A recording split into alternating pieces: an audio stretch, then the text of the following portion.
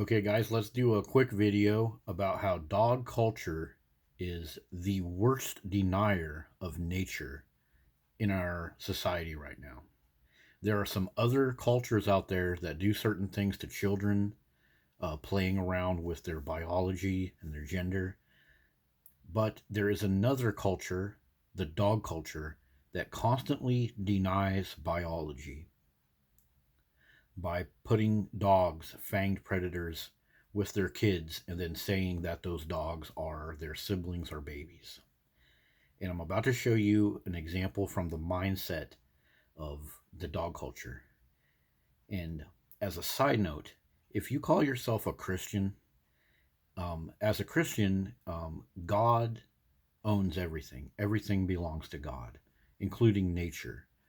And if you are part of a culture that denies nature, then you are denying God. You don't even have to keyword search the Bible um, to understand this.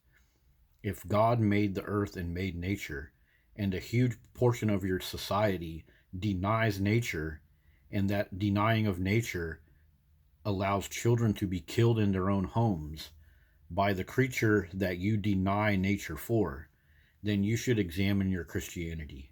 And that's just a side note because Christianity has it's really gotten thinned out over the years, and I think this dog culture, Christians that promote dog culture, you're promoting something very sinister, and you should consider that. Now let us examine the words of this celebrity dog trainer. Here we go. Class 3, Coco, the American Bulldog. Today we're putting a muzzle. I have to get deeper into this, but with these kind of cases, we have to be patient because we have to play God now and overcome nature. We gotta play God and overcome nature. And that's why I mentioned Christianity in this first part. You know, according to Christians, you're not supposed to have a false deity. You're not supposed to worship other gods, but you are putting yourself in the place of God. You're denying the nature of this dog, thinking that you can just overcome nature. This is a panic attack. These guys who go through this nervous pressure, even at 3 months old, he started attacking things seriously. You know that's a problem as an adult. Genetics all the way. So What did he just say? Genetics. Genetics are causing this dog to freak out, and he's going to play God, and he's going to fix all these genetics. What other thing going on in our culture that sacrifices children thinks they can bypass genetics? Christians, people that love your children, people that are questioning this gender ideology thing that's being forced upon people.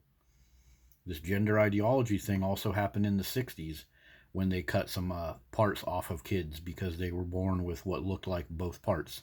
And I had to do a report on that in college, and it resulted in some nasty suicides and nasty downstream problems. So, dog culture thinks that they're above genetics. Dog culture thinks that they're above God, and they think that they can just force all of the genetics out of this creature. This little creature right here, he's in another video. Yeah, this little creature is all over the place, tearing kids up. And yeah, what that guy just said right there, that's dog culture for you. We're better than biology. We're better than genetics. We're better than God. And if we pump out a bunch of dogs that put kids underneath the knife for reconstructive surgery, well, whatever. Just ignore it and get more dogs. That's what dog culture says. And this right here, this proves it. I'm not making it up. And use this little closed caption thing and look at some of these stories about the dog trainers. You got a bunch of guys saying the same thing. We're going to overcome genetics and biology because we're God and we know what we can do with this dog, even though the genetics make it a fang predator. Just forget about biology. We're dog culture. Listen to us. Nothing else matters. Yep, there you go.